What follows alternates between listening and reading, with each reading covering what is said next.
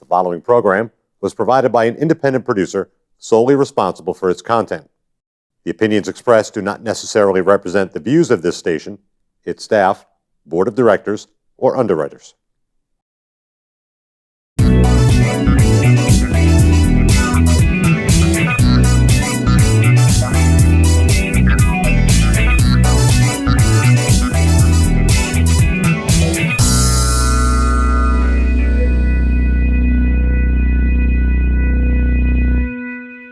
Welcome to Chattin with Jocelyn, and I want to thank you for joining me here today. My guest is Rebecca Packard. Welcome, Rebecca. Hello. Hello. We have Rebecca back, and we're going to be talking about essential oils.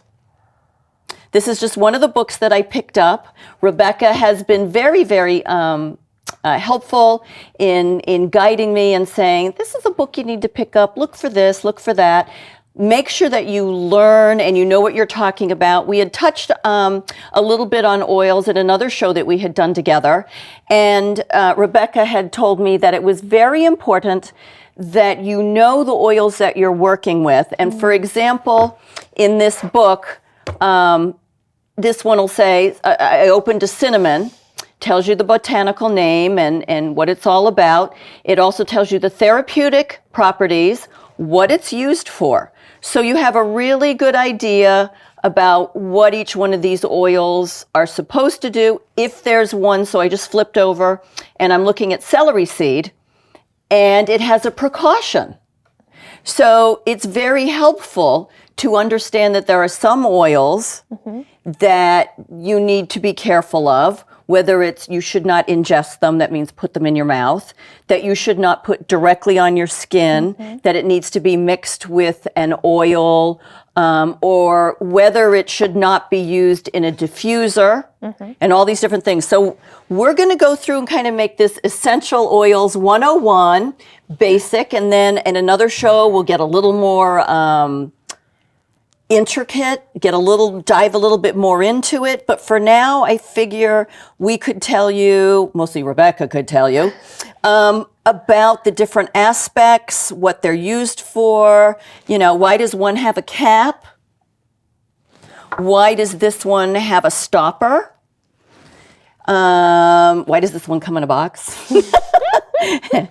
What is this thing? Because I'm going to be Vanna. So it's a diffuser, and then we have this whole other side of the table of really intriguing things that Rebecca brought. So take it away, Rebecca. Yeah. What do we need to know? Oh my goodness, what do you need to know? Yes, it is imperative with how in oils are right now that you know that you are diffusing things that are safe for everyone in your environment, whether that be the elderly, children, animals. If you are diffusing oils, wearing oils, knowing that the ones you are using on your skin are not going to give you a negative emotional response or a negative physical response. Recognizing if you are a pregnant woman, what oils you can be around or what oils you should stay away from, because some of them can put you into early labor. They can be very dangerous if you don't know what you're doing, if you don't have the right tools to be able to look into, should I have this on? I'm having 16 people to my house for the weekend. Should I diffuse this oil? It makes me feel good. Great. Well, it might make one of your guests sick. Yeah. Wow. So would it be safe to say that if you were going to start using essential oils, so like I have this group of 6, and this one on the end is muscle relief. It's already, the oil is already mixed with a carrier oil. I had diffuser in the head. And then this one is breathe. This one is stress, and it goes down. So they have pre-mixed. Yes. So that might be a good starting point, apart from having a book that explains things. Yes, the mixes can be fantastic. I highly suggest, in the space of starting, when you are using something like a mix, use it in one spot Let it sit for 24 hours and make sure you don't have a physical response to it. Okay. The other thing is if you know that you've put it on, be aware of what your emotional space is for the next 24 hours having that on your person, because they can affect everyone differently. So even though that's muscle relax, fantastic. So for you, it makes your muscles relax. But for me, maybe it actually doesn't do that. Maybe it makes me want to cry because of the emotional response I have to the oils that are in there. Because you probably find that there's at least 5 oils in there. Wow. So a true combination. A true combination of a lot of different oils. The other way to go about that is to say, okay, well, I'm looking for a muscle relax. What one oil can I use that could also do the same thing, but is just one? If you're brand new to it, or if you're someone who's highly sensitive to a lot of things, you don't want to go small. Right. Start small. So let's look at my little book here. Yeah. So, melt and pour soap. Okay. I'm looking to see. So if I was looking, I want a muscle oil. I don't know if that gives that to me in here, an introduction. We're also used to going on Google and say, what is that? I know, right? But in the book, it should tell you. Right. Religious uses, versatile aroma, body oils, fragrance. So you would go to the book and you would look up muscle, and it would give you. Yeah. Depending on the book that you're in, many of them you flip right either in the first 2 chapters of the book or go right to the back of the book. And some of them will have their breakdown, and it will very quickly tell you which oil, what supportive oil, and then what oils you can put with it if you choose to use more than one oil. But recognizing, well, I'm allergic to eucalyptus if it's cut near me, maybe don't use that essential oil. Right. Because I've literally had people do that. They're like, oh yeah, I'm totally allergic to whatever. And then they're putting the oil on them and they can't figure out why they're having uncomfortable. a reaction? If you're allergic to it as a plant on its own, please steer clear of it as an oil. And that sounds like something you shouldn't have to say, but you do. And then especially read the labels on the mixes, because for my husband, he has a very, very negative response to patchouli. He breaks out in hives. He has his throat gets all itchy. It's very ugly. And he gets a headache immediately if it's on it. And he has been gifted oil mixes and they had patchouli in them, and he had allergic reactions, and the person who gifted it didn't realize that he had that, and he didn't even think to look at a blend because he knows, all by itself I'm allergic. Interesting. So, again, read the label. Read the labels. Read the labels. Read the labels. Interesting. Yeah. So why are some of the oils in a blue? So like I have a brown bottle, I have a blue bottle, but I also have a clear bottle. So what is the reasoning for changing colors or dark versus clear? Yeah. So in the space of it, oils that are not mixed in carrier oils that are more pure oils are going to be in the amber or the blue, the cobalt or the amber. This is because you don't want the sun getting in contact with your oils. It can break down your oils. You want to keep your oils in a cool, dark place. All of my oils are kept behind closet or in a carry case of sorts. And that's so they don't break down quickly. Some oils will sour. When you get into clear bottles, that means you have more carrier oil and less actual essential oil.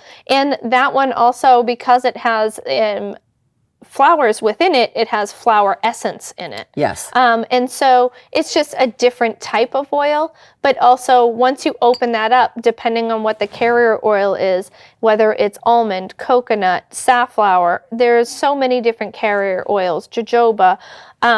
Sunflower is known to spoil, so it will sour. And so just knowing the different oils that are in them, once you crack the top, depending on what the oil is, you have a year to use the bottle. The clock starts ticking. The clock starts ticking. However, there are a handful of oils that, like a fine wine, get better with time. Oh. Yeah. Really? So just finding out what oils are those. Interesting. Yeah. That is really cool. Yeah. So I see that you've brought a number of little bags in, and what are apart from putting stuff in them, which we all know, ladies, Yeah. what is the significance of these with essential oils? Yes. So in the space of oils, like I said, you want to keep them in spaces where they're not going to have the sun constantly on them. You want to keep them in a darker space. And so just being able to put your 6 bottles will fit in here. You can just slide them in here, and then you can either keep them on your counter, or like maybe you use them all the time in your bedroom, but you have a big window in your bedroom. Well, during the day, you don't want the sun blazing in on your oils. Keep them in a nice little container like also this. travel It with also them. can travel. Exactly. Yes. You can also travel with them, and it keeps them all in one place. It also makes them really easy to grab onto. So for me particularly, I brought an example of the way that I keep my oils at home. So I have these bags. On the back of them, they have a Velcro. Now, if you're in my kitchen, underneath my sink, there's a big strip of Velcro, and it has one of these stuck on it, and that's all my cleaning oils that I make my cleaning products from are right there, where I would sit on the floor and mix up my cleaning product. And then if you go next to my kitchen stove, up in the cabinet with all of my herbs and spices, when you open the cabinet up, there's one of these stuck on the inside of the door. And that's where all my cooking oils are. And then if you go into my bathroom, I have a lot of oils, y'all. If you go into my bathroom, in the cabinet, there's one of these, and then there's a couple of these, and they're just arranged in the way that I would use them. My grab oils every day are stuck right there on the door. So when I open it up, they're right there. They're easy to grab, and they all are just held in these little bags that unzip. And you're not doing what I do. Yeah, My you little don't box. have to do this the. is for traveling. Yeah. Yeah, That's brilliant. Or I separate them into bags. Like this one I use to travel. It has very small bottles because they're teeny tiny. They're very small drip bottles. And I can take that one actually has a roller top. So this one has a drip, so it would have a little dropper, and this one has a roller top. And these are put into the little travel bag, and I can clip it so it won't get lost in my luggage. I'll put it right in my purse.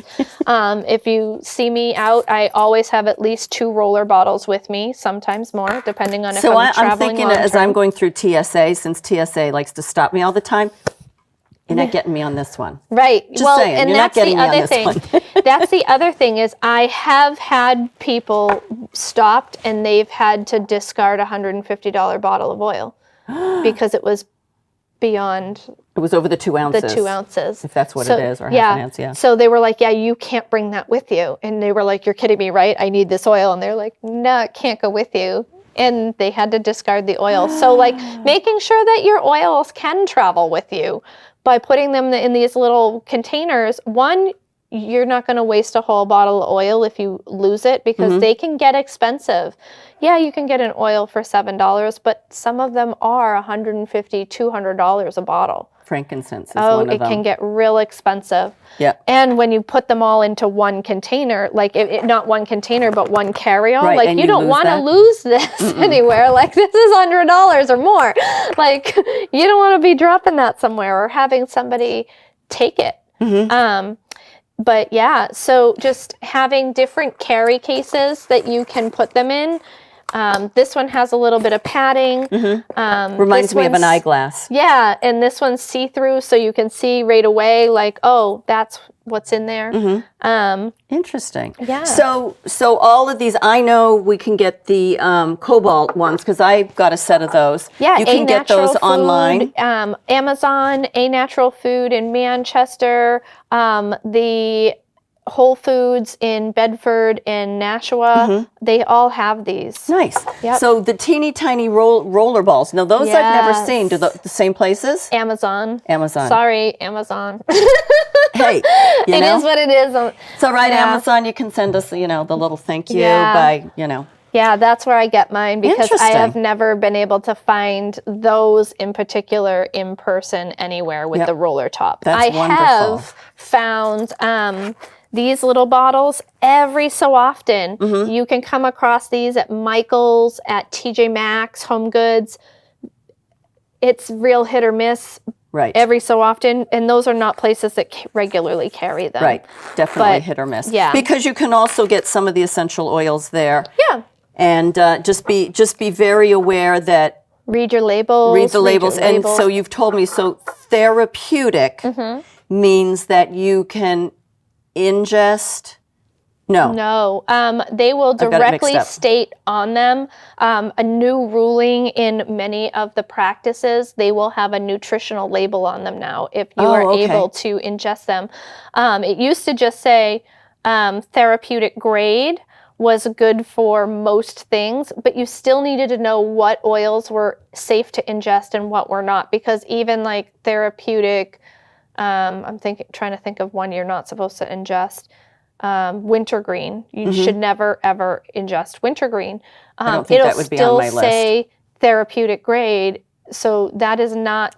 You want to look and make sure. One, you want to cross-reference it with whatever book you're using or whoever you're working with, but also look for that nutritional label. Okay. Nutritional label. Yeah, okay. now a lot of the companies that have ingestible Well, that's oils, smart, though, if you it's really think very about it. smart. It's very smart. So therapeutic grade can also be used Yes. in a diffuser. Yes. And you taught me the trick that when you're putting oils into the diffuser, that you put the water, I forgot. The water in first and then, the oil and then the first. water. Because if you do water and then oil, it floats. But if you put oil in first and then the water, it mixes, not totally, but much better. Right, It never because does. it's going to draw, and this is the reason why.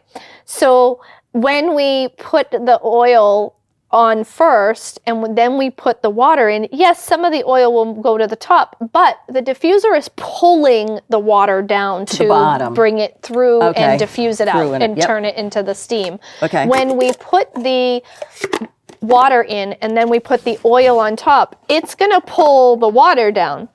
Right. And the leave oil the oil. is going to sit there until it gets to the bottom. Mm-hmm. So if you want the water to be pulling through the oil and pulling the oil with it, you put the oil at the bottom and then it's Okay, that makes creating sense that to me. section. I thought I had it, and then I was like, It gets no. everyone. Yeah. It gets everyone. It's Okay. literally one of those things where oil and water. Yeah. Just as you would say anyway, with the mixture oil and water. Yeah. So, what is the salt in these jars for? What is So a lot of people are really enjoying making their own sugar scrubs and salt scrubs. And so you can easily take, like, this is just an anchor jar. You can get them pretty much everywhere. Ball jars you can get anywhere. And you just fill them with, whether you want to be using Himalayan salt, they have black salt, they have fine grade, they have medium grade. You can do table salt, you can do Epsom salt. And you can put them into the different jars, and then you can put a little bit of your carrier oil, and then you drip your oil that you want, and you can make your own bath salts. You can make your own sugar scrubs. You can make your own beauty products, How essentially. awesome. And then you can give yourself a lovely little day spa.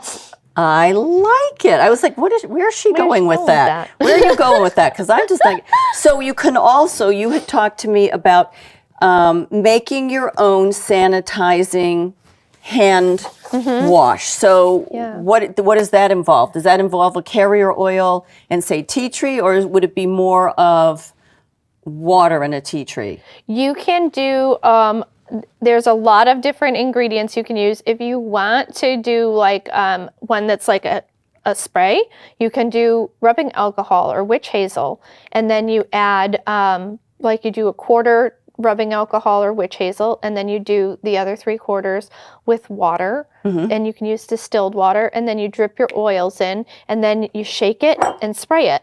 Now, the spray is great because you can spray it on your hands, and then you rub your hands together. You can also then spray it on the handles of the faucet or Yes. the doorknob or the like if you're out in a public place, you're like, Spray everything. I'm gonna spray all this.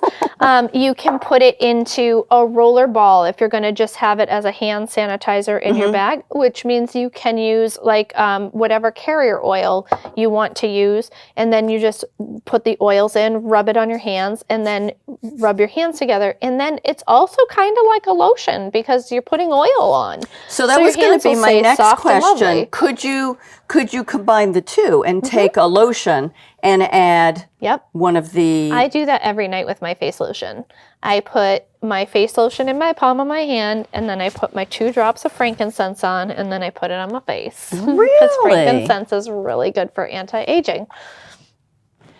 I have a very large bottle. I'm going to be 16 when I come back for the next show. Yes.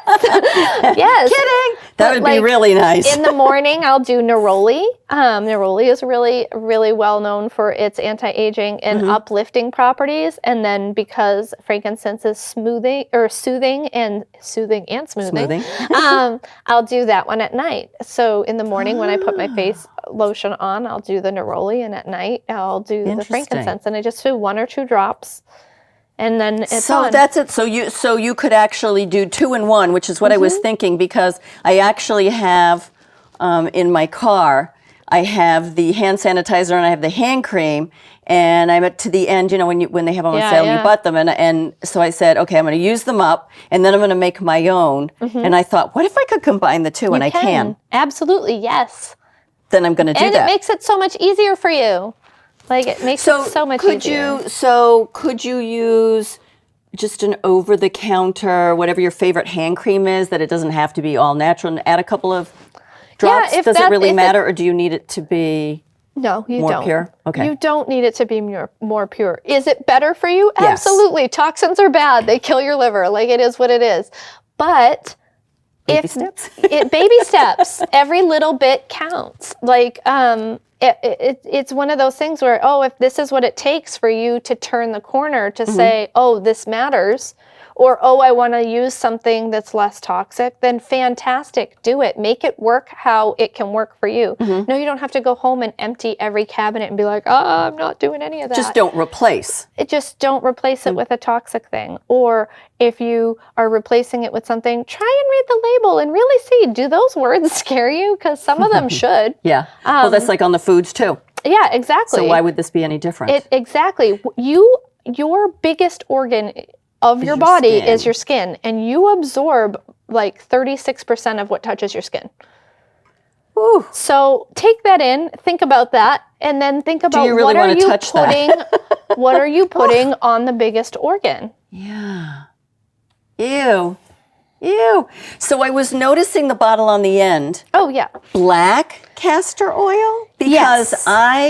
I love castor oil. I use it as a carrier oil, but I also use it on eyelashes. Because it nourishes your eyelashes and feeds them so that they can grow. Yep. So what's the difference between castor oil and black castor oil, apart from... This one came from Jamaica. Okay. I have no idea. All right. I was just, when I was looking at it, for one, the carrier oil aspect, and it was the most highly recommended for the eyelashes. Okay. Was this specific black castor oil. And I just like it. It smells nice. It feels nice. Can you smell? Yeah. Because I know back in the olden days, you'd get a... Oh, Yeah. that doesn't smell anything like mine. Yeah. It actually smells It almost smells like sunscreen. Yeah. coconutty, Yeah. but nicer. Yeah. Oh, that's pretty That's why I cool. liked it. I was like, Ooh. yeah, because it doesn't I smell like, might be tempted to be like, I wouldn't need perfume. I just take a sniff of my black castor oil. right?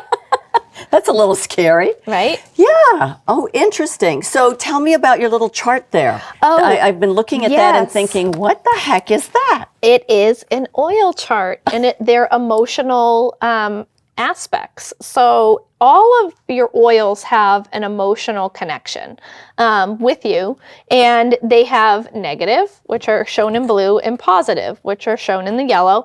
And when I work with people, I ask them, are you looking for something to help you out of a funk? I'm going to go the blue side. Or are you looking for something that's just going to encourage that happiness and help you to just stay in that space of happiness? And then we look at the yellow side. Interesting. But it will give you a breakdown. So like if you're just disinterested, a lot of people are disinterested in life. They're disinterested in politics. They're disinterested in their neighborhoods, their communities, their families. They're just, bleh. They don't care. They don't care. It's not even neutral. They're just disinterested. So that's actually the bigger aspect of that is numbness, disconnection and numbness. And so the oil for that is dill. The oil that can support you is dill. Whenever we get into these discussions, do you notice that we're always talking about food oil? Food oils. It always comes in. Well, because think about that though. In the space of that, food oils, when we look at food, food is a staple in togetherness, in bringing people together. It is the center of every holiday. It is the center of every celebration. It is the thing that brings people together. It allows people to see each other as a unit. It invites people to connect with other people, because if you like their food, you're going to be like, well, what's about your culture? Yes. Because I like your food. So it's not surprising that every time we talk about something in that space, it goes back to a food item, because food is something that's very healing also. And it nurtures and what's the word I'm looking for? It nurtures you, but it also is your nutrients. Here, wait a minute, I got a memory one. Yeah, I know. It's your nutrients. It's your nutrients. It feeds you. All aspects. Yeah, all aspects. So this has been very interesting, and we definitely need to delve into this way more. So tell everybody how they can reach you, where they can find out about Tools for Life and ask you some questions. How do they do that? Yes, you can find me at RebeccaPackard.com, which is my website. You can find me on Facebook at Rebecca Packard Live Free. You can find me on Instagram at Rebecca Packard NH. And you can connect with me in those spaces and ask any questions that you have. You rate through those 3 platforms. That's wonderful. And you do live seminars once a month at the Dairy Yoga Studio? Dairy Yoga Wellness Studio in Derry, New Hampshire. I will also be the 21st of this month. I will be in Bloom in Hampstead. It is a wellness facility, and I will be there at that spa. I love it. Well, thank you so much, and bringing all these goodies, and I like bringing mine out too, so that in case I have something, bad, you get rid of that quick. So I just want to thank you very, very much for joining Rebecca and me, Jocelyn, on Chit Chatting. Have a great day. The preceding program was provided by an independent producer solely responsible for its content. The opinions expressed do not necessarily represent the views of this station, its staff, board of directors, or underwriters.